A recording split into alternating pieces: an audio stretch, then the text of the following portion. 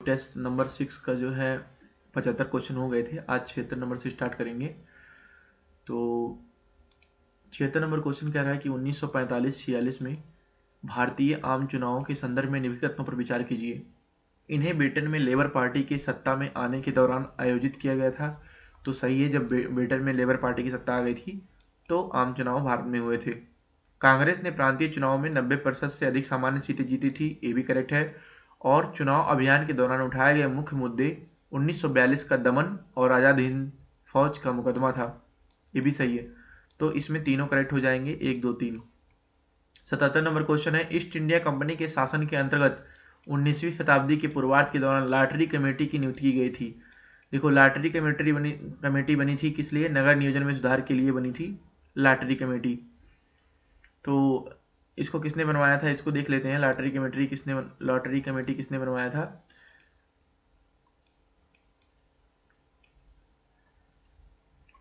पचहत्तर 76 number question है जिसमें लॉटरी कमेटी के बारे में बताया गया है। तो लॉटरी कमेटी बना था 1817 ईस्वी में, और इसको लॉर्ड वेलेस्ली जब गवर्नर बना था तब नहीं बना था। उसने कलकत्ता में अपने एक विशाल प्रसाद सरकारी आवास बनवाया था, और वह शहर की भीड़ भाड़, अत्यधिक वनस्पति, गंदे टैंक, बदबू और खराब जल निकासी स्थिति के बारे में चिंतित थे। वेलेस्ली के जाने के बाद नगर नियोजन के कार्य सरकार की सहायता से लॉटरी कमेटी 1817 में बना था। तो 1817 में जो गवर्नर जनरल था उसके समय में ये जो है बना था लॉटरी कमेटी।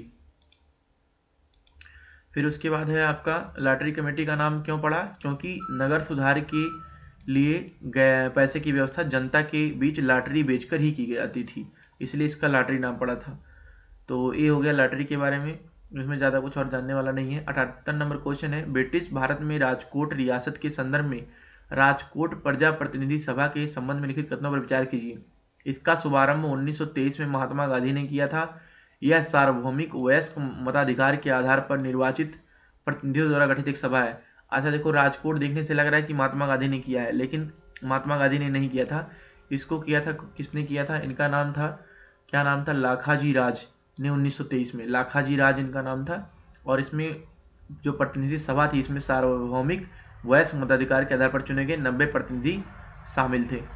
तो इसलिए ये जो है करेक्ट हो जाएगा दूसरा, और पहला जो है गलत हो जाएगा, क्योंकि 1923 में तो हुआ था लेकिन लाखाजी राम ने किया था, महात्मा गांधी ने नहीं किया था। तो इसलिए 2 ऑप्शन करेक्ट हो जाएगा।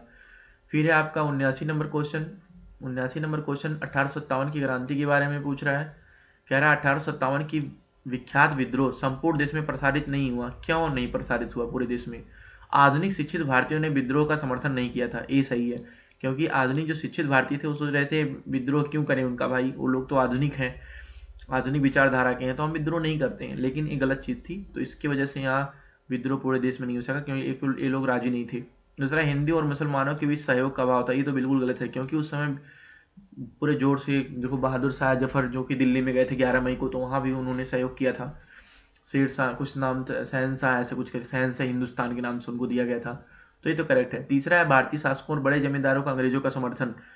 तो ये भी सही है, क्योंकि इन्होंने जो है समर्थन किया था। तो इसलिए 1 और 3 जो है ऑप्शन करेक्ट हो जाएंगे 79 का। और भी कोई कारण अगर जो इसमें एक्सप्लेनेशन में है तो हम देख लेते हैं। वैसे 79 के 20 बी में और कोई कारण तो नहीं दे रखा है इसमें, तो इसलिए फिर हम 80 नंबर पे क्वेश्चन पे चलते हैं। 80 नंबर क्वेश्चन लखनऊ समझौते के बारे में 1916 में बता रहा है। कह रहा है पहला कथन, इस समझौते ने मध्यम मार्गी उग्रपंथियों तथा मुस्लिम लीग को एक साथ ला दिया। और दूसरा कथन, बाल गंगाधर तिलक और मदन मोहन मालवीय ने लखनऊ समझौते का समर्थन किया था। तो 80 का आंसर बी हो जाए, ए हो जाएगा, मतलब बी वाला गलत हो जाएगा, क्योंकि बाल गंगाधर तिलक जो हिंदुओं के सबसे रूढ़िवादी और प्राचीन धार्मिक ग्रंथों के सबसे उत्कृष्ट विद्वान माने जाते थे।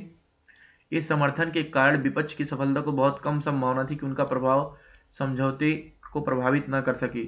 और मदन मोहन मालवीय थे, जो कि कई प्रभावशाली नेताओं की इच्छा के विपरीत तिलक और एनी बेसेंट ने कांग्रेस और लीग के बीच लखनऊ समझौता कराने में अग्रणी भूमिका निभाई थी।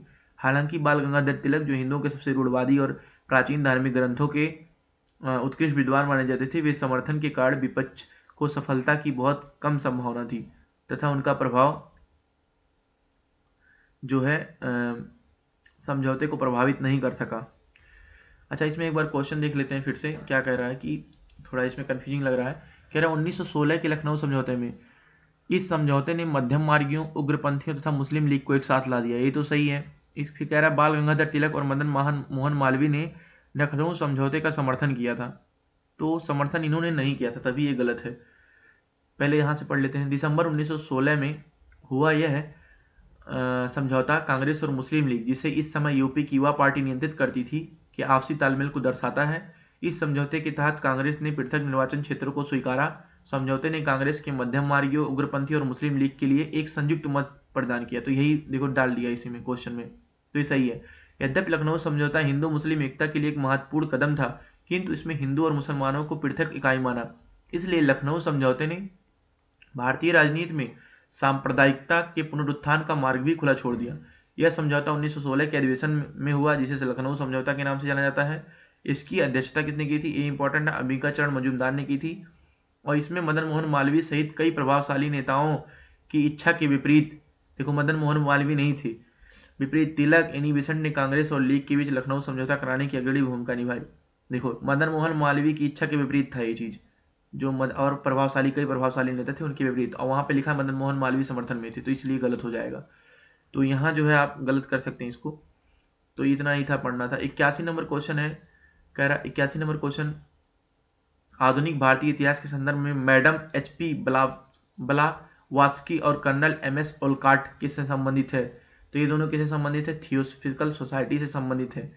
तो थियोसॉफिकल सोसाइटी, देखो पहले मैडम HP ब्लावात्स्की 1831 से 1891 और कर्नल MS ओलकॉट के नेतृत्व में भारतीय विचार और संस्कृत से प्रेरित पश्चिमी विद्वानों के एक समूह ने वर्ष 1875 में अमेरिका के न्यूयॉर्क शहर में थियोसॉफिकल सोसाइटी की स्थापना की।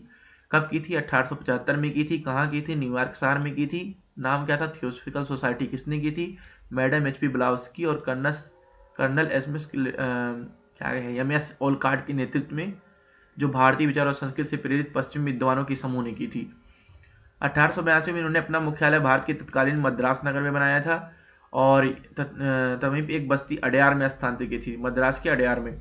थियोसॉफिकल सोसाइटी का क्या मानना था कि ध्यान, योग, ईश्वरोक्ति आदि माध्यमों द्वारा व्यक्ति की आत्मा को परमात्मा से जोड़ सकते हैं, ये थियोसॉफिकल सोसाइटी का मानना था। वे हिंदू धर्म के पुनर्जन्म और कर्म के सिद्धांत पर विश्वास रखते थे, थियोसॉफिकल सोसाइटी। और क्या कहा गया था उन्होंने? उपनिषद, सांख्य, योग और वेदांत के दर्शन से प्रेरणा प्राप्त की। सोसाइटी का उद्देश्य नस्ल, पंथ, लिंग, जाति, रंग में भेदभाव के लिए मानवता के सार्वभौमिक भाईचारे का प्रयत्न करना था। ये थी थियोसॉफिकल सोसाइटी की बातें। अब इसमें देखो, जब 1907 में ओलकॉट की मृत्यु हो जाती है, तो उसके पश्चात एनी बेसेंट जो है इसकी अध्यक्षता बनती है। किसकी मृत्यु के पश्चात? ओलकॉट की मृत्यु के पश्चात। एनी बेसेंट की अध्यक्षता में यह आंदोलन काफी लोकप्रिय हो गया था, और एनी बेसेंट 1893 में भारत आई थी। 1898 में उन्होंने बनारस में सेंट्रल हिंदू कॉलेज की आधारशिला रखी। इस कॉलेज में हिंदू धर्म और पाश्चात्य वैज्ञानिक विषयों की शिक्षा दी जाती थी। यह आगे चलकर वर्ष 1916 में बनारस हिंदू विश्वविद्यालय के रूप में पढ़ित हुआ, जो कि बनारस में है। और इसमें क्या है, कुछ और चीज़ें, जो थियोसॉफिकल सोसाइटी ने विभिन्न संप्रदायों के लिए एक समान आधार प्रदान किया, और यही है जो नॉर्मल चीज़ें इसमें। फिर है 82 का क्वेश्चन देखते हैं। 82 क्वेश्चन है कि निम्नलिखित हाल ही में सुर्खियों में रहे केटामाइन के संदर्भ में निम्नलिखित कथनों पर विचार कीजिए। केटामाइन क्या है? केटामाइन क्या होती है? एक वियोजनी निश्चेतक यानी कि डिसोसिएटिव एंथेस्टिक है, जो लोगों को उनके दर्द और भौतिक वातावरण से अलगाव की भावना उत्पन्न करती है। और दूसरा, इसे स्वापक, औषधि और मनः प्रभावी पदार्थ अधिनियम 1985 के तहत एक मनः प्रभावी पदार्थ के रूप में सूचित किया गया। मन को प्रभावित करने वाली। C दोनों सही है, 1 और 2 दोनों सही है। देखो केटामाइन क्या है उसी के बारे में दिया है, और इसमें क्या है, एक मति भ्रामक कारक होता है, और ये अन्य मानसिक बीमारियों के इलाज के लिए किया जाता है, और दवा का उपयोग हाल में अवसाद और अन्य बीमारी के लिए किया जाता है। केटामाइन तब तक सुरक्षित दवा माना जाता है जब तक इसका सेवन केवल औषधीय प्रयोजनों के लिए तथा सही खुराक में किया जाता है। यह भी देखा जाता है कि इस दवा की लत लग जाती है और लंबे समय तक उच्च मात्रा में लेने से मूत्राशय को गंभीर क्षति होती है। केटामाइन से मूत्राशय की क्षति होती है। केटामाइन का उपयोग मनोरंजक दवा के रूप में किया जाता है, जिसे क्लब जाने वाले के बीच के या स्पेशल के रूप में जाना जाता है। ये मनोरंजक दवा है, और इसको मनः प्रभावी पदार्थ अधिनियम 1985 किसी भी नशीले पदार्थ या मनः प्रभावी पदार्थ के उत्पादन, खेती, अधिग्रहण, बिक्री, खरीद, परिवहन आदि पर प्रतिबंध लगाता है। तो इसको कम यूज करेंगे तभी सही रहेगा, ज़्यादा करेंगे तो मूत्राशय पे इफेक्ट पड़ेगा। 83 नंबर क्वेश्चन है, पिट्स इंडिया एक्ट के बारे में, पिट्स इंडिया एक्ट के बारे में कह रहा है इसने ब्रिटिश सरकार को भारत में ईस्ट इंडिया कंपनी EIC के मामले और प्रशासन पर सर्वोच्च नियंत्रण प्रदान किया, सही है। इसने EIC को भारत और चीन में अपना व्यापारिक अधिकार बनाए रखने की अनुमति दी, सही है।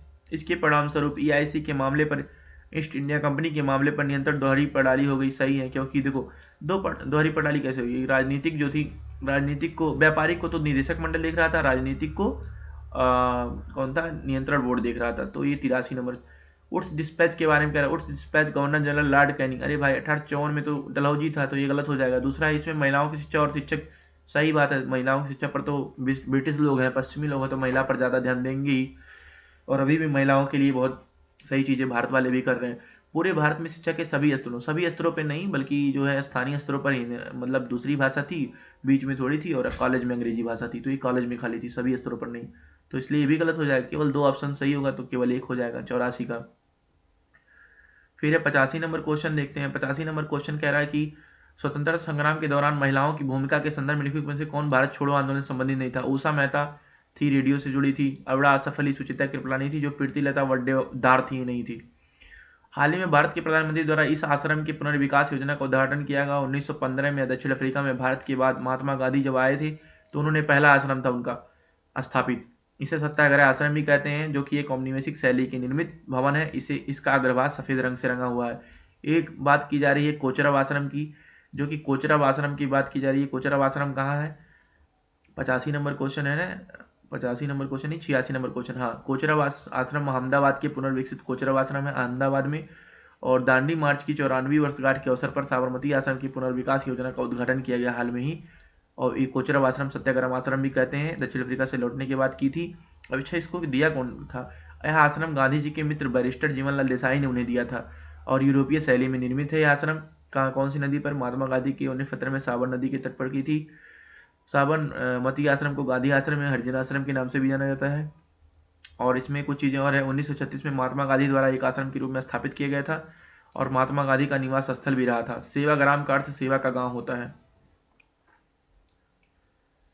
और लिखा है फिनिक्स सेटलमेंट दक्षिण अफ्रीका के डरबन में स्थित एक आश्रम है। जो फिनिक्स सेटलमेंट आश्रम के बारे में पूछे तो ये दक्षिण अफ्रीका के डरबन में है।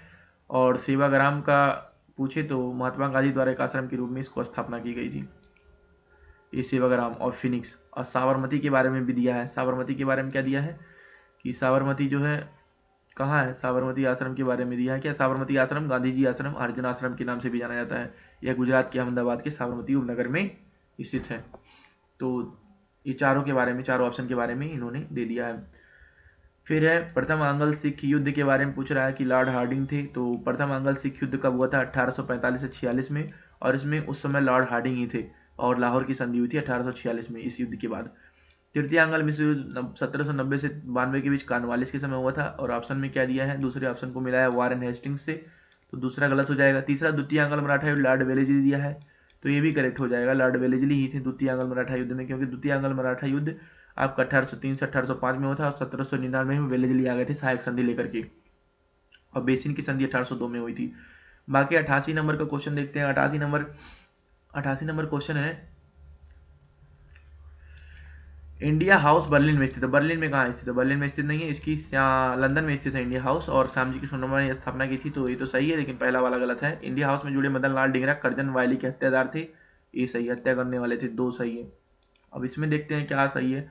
इंडिया हाउस लंदन में स्थित है, स्थापना Shyamji Krishna, the Indian sociologist.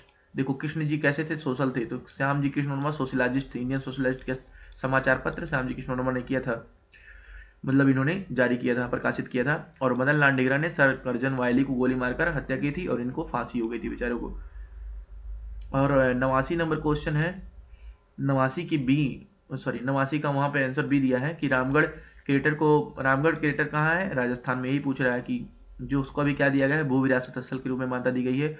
और भी 2 चीज़ों को दिया गया है, एक रामगढ़ क्रेटर है, एक पांडु वाला गुट्टा और रामगढ़ क्रेटर दोनों को दिया गया है। ये क्रेटर जो बनते हैं उल्कापिंड जब गिरते हैं ना, उसकी वजह से बनते हैं। और उल्कापिंड की टक्कर से निर्मित भू स्थलाकृति को एस्ट्रोबेलम कहते हैं। क्या कहते हैं? एस्ट्रोबेलम क्या है? उल्कापिंड से निर्मित आकृति है। जो भारत में की तीन जगह हैं, जैसे 2 क्रेटर महाराष्ट्र के लोनार और मध्य प्रदेश के ढाला में स्थित है, 3 क्रेटर, और एक क्रेटर में रामगढ़ क्रेटर है, 3 क्रेटर हैं मिला के। बस इतना हो गया। और उसके बाद 90 नंबर क्वेश्चन देखते हैं। 90 का आंसर तो पहले ही दिख रहा है बी। नकल कर ली हम लोग फिर, लेकिन फिर भी देखते हैं कौन कौन सा सही है। Indian association, Indian national association के संदर्भ में लिखी हुई कथनों पर विचार कीजिए। इसकी स्थापना सुरेंद्रनाथ बनर्जी और आनंद मोहन बोस ने की थी, ये करेक्ट है। 1800 देखो सुरेंद्रनाथ बोस बनर्जी और आनंद बोस ने की थी, मोहन बोस ने। ये 1875 का जो वो था ना इंडियन लीग, शिशिर घोष ने उसकी स्थापना की थी, उसके बाद ये बना था, उसी को हटा करके ये बन गया था। तो ये करेक्ट है। 1883 में कलकत्ता में अखिल भारतीय सम्मेलन आयोजित करने में सहायता प्रदान किया, तो ये भी सही है। इसने भारतीय सिविल सेवा के परीक्षार्थी उन्हें अभ्यर्थियों के लिए आयु सीमा घटाने की मांग की। आयु सीमा घटाने की मांग तो कभी नहीं होती भाई, बढ़ाने की मांग होती, तो गलत हो जाएगा। तो 90 का 1 और 2 दोनों सही हैं। फिर 91 नंबर क्वेश्चन देखते हैं। 91 नंबर क्वेश्चन में क्या कहता है, आधुनिक भारतीय इतिहास के संदर्भ में लाल कुर्ती, ये तो लाल कुर्ती वही है जिन्ना थी शायद ना। उत्तरी पश्चिमी प्रांत सीमांत प्रांत में सविनय आंदोलन के दौरान जिन्ना थे कि कौन थे देखते हैं। खान अब्दुल गफ्फार खान, खान अब्दुल गफ्फार खान थे, इन्होंने आंदोलन किया था, संगठन किया था। खुदाई खिदमतगार नामक एक स्वयंसेवी संगठन किया, इसे ही लाल कुर्ती के नाम से जाना जाता था। अब्दुल गफ्फार खान को फ्रंटियर गांधी के रूप में भी जाना जाता था। तो फ्रंटियर गांधी के रूप में जिन्ना को मत लगा देना, अब्दुल गफ्फार खान। देखो जिन्ना और अब्दुल गफ्फार खान में कंफ्यूज हो सकते हो, तो अब्दुल गफ्फार खान ही है फ्रंटियर गांधी। गफ्फार फ्रंटियर, देखो गफ्फार में 4 अक्षर है और फ्रंटियर में अक्षर है, जिन्ना में नाना है, रा नहीं है, तो इससे याद रखना ट्रिक है। मतलब मैं अपने लिए ट्रिक बना रहा हूँ, बाकी आप लोग जैसे याद रख पाए। बॉम्बे प्लान के बारे में कह रहा है, इसका प्रारूप भारतीय राष्ट्रीय कांग्रेस द्वारा तैयार किया गया था, गलत है, ये पूंजीपतियों ने तैयार किया था। इसने आंशिक राष्ट्रीयकरण, भूमि सुधार और श्रमिक कल्याण योजनाओं की मांग की थी, ये करेक्ट है, तो दूसरा सही है।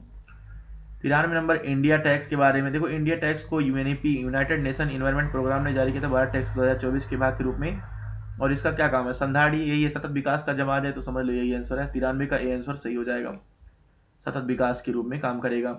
यूएनईपी के द्वारा जारी किया गया था, और भारत टैक्स 2024 के तहत इसका क्या है, 2023 से 2027 तक 4 वर्ष है क्या इसकी अवधि इस परियोजना की। और क्या है इसमें, डेनमार्क के विदेश मंत्रालय द्वारा वित्त पोषित किया जाएगा, पर्यावरण अनुकूल होना चाहिए, चक्रियता ये सब होनी चाहिए। 3 मुख्य फोकस क्षेत्र हैं, चक्रीय बिजनेस मोड बनाना, अधिक खपत अधिक उत्पादन संबंधी समस्या से निपटना, हानिकारक रसायनों के उपयोग को समाप्त करना, ये सब है।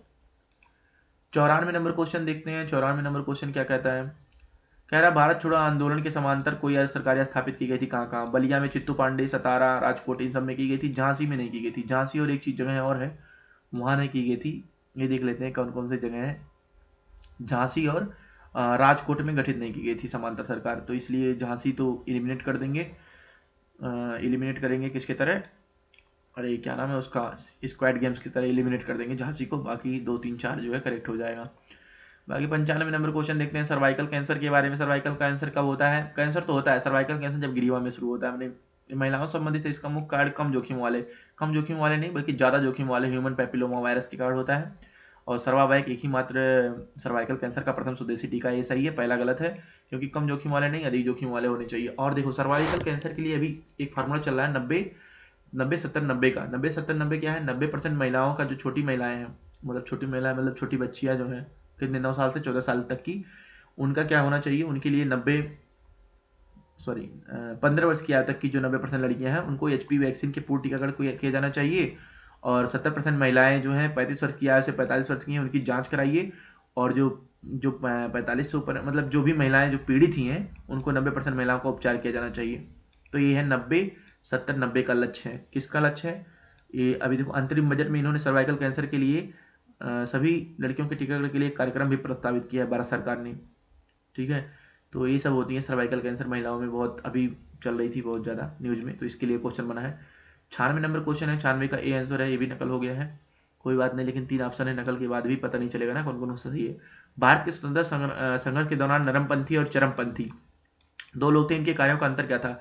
चरमपंथी के विपरीत नरमपंथी का मानना था कि ब्रिटिश सरकार भारत के हित में है।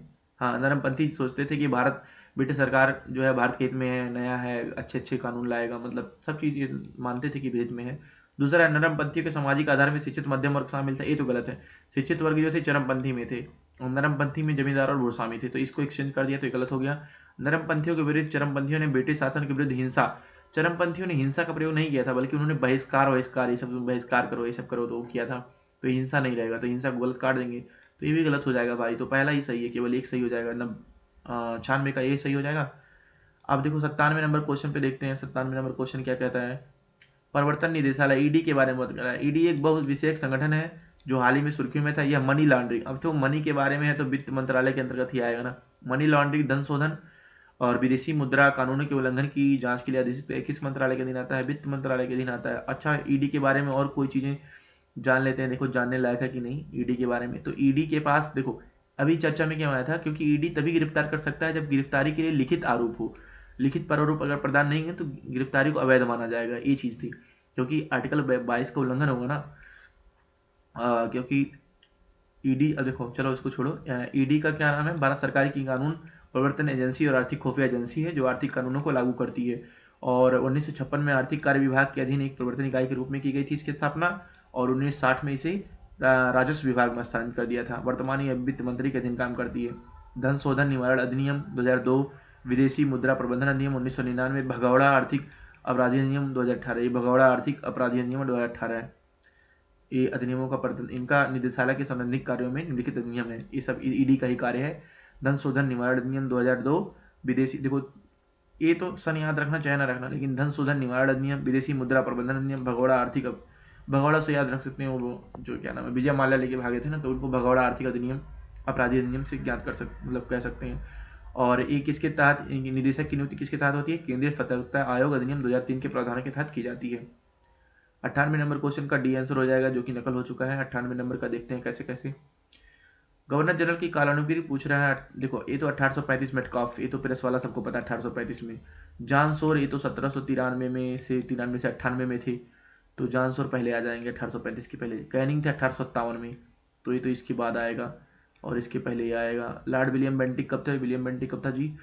ये सत्यवती प्रथा का अंत किया था ना 1829 में, तो 29 में था। तो जॉन सोर पहले नंबर पे 2 आ जाएगा। 2 ऑप्शन कहाँ है? 2 पहले पे आएगा, तो ये दोनों एलिमिनेट हो जाएंगे। तो 2 या तो ये सही होगा, या तो ये सही होगा, या तो ये सही होगा, या तो 2 के बाद 4 यहाँ भी, 2 के बाद 4 यहाँ। 3 1 में कन्फ्यूजन, 1 3 में। लॉर्ड कैनिंग पहले आया था कि बेंटिक? कैनिंग तो 57 में था, बेंटिक 1829 में ही था, तो 4 पहले आएगा ना। अरे सॉरी, 4, 2 4 तो हो गया है। मेटकाफ और कैनिंग में फंस रहा है, तो मेटकाफ 35 में है और कैनिंग कैनिंग बाद में है, कैनिंग 57 में है, तो ए हो जाएगा, क्योंकि 29 में, तो 29 के बाद ही 35 आता है। तो 2 4 3 1 होगा क्या? चलो एक बार मिला लेते हैं इसको, आंसर देख लेते हैं। 2 4 3 1 ही शायद होगा। देखो जॉन सोर जो थे ये क्या थे? बंगाल के गवर्नर 1793 से 98 में थे। विलियम बेंटिक 1828 से 33, और मेटकाफ 1835 से 36। अच्छा, मेटकाफ को भारतीय प्रेस का मुक्तिदाता कहा जाता है, ये इनके बारे में। और ये ठगी वगी का जो सत्यवती का अंत किया था इन्होंने, विंटेक नहीं किया था। और कैनिंग तो 1857 का क्रांति जानते ही हैं, तो सही है, सही था। बाकी 99 का नकल कर लिया, 99 का सी, उसे समझा दूंगा मैं। देसाई लियाकत के बारे में, इसने केंद्रीय विधानमंडल में कांग्रेस और मुस्लिम लीग द्वारा समान संख्या में लोगों को नामनिर्देशित किए जाने का प्रस्ताव किया था, ये सही है। इस पैक्ट के तहत 20% सीटें अल्पसंख्यकों के लिए आरक्षित की गई थी, ये भी सही है, तो सी हो सही। मतलब दोनों काम किए गए थे। और भी क्या काम किए गए थे? 20% सीटें अल्पसंख्यकों के लिए आरक्षित की गई थी। केंद्रीय विधानसभा में कांग्रेस और लीग की समान संख्या में नामनिर्देशित किया गया था, ये भी सही है। और सरकार का गठन किया जाना था, और मौजूदा भारत सरकार अधिनियम 1935 के ढांचे के तहत कार्य किया जाना था, तो ये ऑप्शन अगर दे देगा तो ये भी सही हो जाएगा। और भोला भाई देसाई ने किया था 1945 में केंद्र में अंतिम सरकार गठन में गतिरोध दूर करने के लिए दोनों नेताओं ने मुस्लिम लीग और कांग्रेस के बीच सहयोग के लिए चर्चाएं की थी। कौन कौन ने? मुस्लिम लीग के उपनेता लियाकत अली खान के मित्र भी थे, और भोला भाई देसाई कहाँ के थे? कांग्रेस पार्टी के नेता थे, और लियाकत अली खान, तो इन दोनों ने किया था, इसलिए इसको कौन सा बोलते हैं? देसाई लियाकत, देसाई लियाकत, माने भोला भाई देसाई और लियाकत अली खान, इन दोनों को समझौता बोलते हैं, इसलिए नाम है। कब हुआ था? 1945 में हुआ था, तो ये भी याद रखना। बाकी 100 नंबर क्वेश्चन तो अब खत्म ही होने वाला। All India forward block, forward block के नाम सुनते ही चित्तरंजन दास कहाँ से याद आ गए? हमको तो सुभाष चंद्र बोस याद आएंगे, 1939 वाला। स्वतंत्रता से पहले यह भारतीय राष्ट्रीय कांग्रेस के भीतर एक गुट था, सही है, क्योंकि गांधी जी को ठेस लग गई थी ना, तो अब क्या करे भाई, गांधी जी को छोड़ भी नहीं सकते, इसलिए सुभाष चंद्र बोस। जब उनको वोट ज़्यादा मिल गया पट्टाभी सीतारामैया के कंपेयर में, देखो क्या एक्सप्लेनेशन में दिया है क्या ये सब। बाकी पट्टाभी सीतारामैया तो इसमें नहीं दिया, लेकिन पट्टाभी सीतारामैया के द्वारा ही इन्होंने चुनाव जीता। देखो सुभाष चंद्र बोस 1377 वाले 1580 जीता था, मतलब पट्टाभी सीतारामैया ही शायद थे उनके उसमें। त्रिपुरा जनवरी 1939 में हुआ था। बाकी इसमें कुछ इंपॉर्टेंट नहीं है। ऑल इंडिया फॉरवर्ड ब्लॉक की स्थापना बोस ने की थी और उनके अनुयायियों ने, और भारत के स्वतंत्र के बाद पार्टी एक स्वतंत्र राजनीतिक पार्टी के रूप में पुनः स्थापित हो गई। तो ये 100 नंबर क्वेश्चन कंप्लीट हुए। इसको बहुत तेज बोला हूँ, उम्मीद करता हूँ कि आपको समझ में आया होगा। मतलब क्वेश्चन नहीं समझ में आएगा, लेकिन कथन वथन तो समझ में आया ही होगा। तो मैं डेली 25 क्वेश्चन डालता रहता हूँ, 25 से ज़्यादा ही हो जाते हैं, कभी कभी कम तो नहीं होते हैं, इसलिए आप चैनल को सब्सक्राइब कर सकते हैं और वीडियो को देख सकते हैं। धन्यवाद। तो अभी नेक्स्ट नेक्स्ट जो टेस्ट आएगा वो टेस्ट नंबर 7 आएगा, जो हम लोग कल करेंगे। धन्यवाद।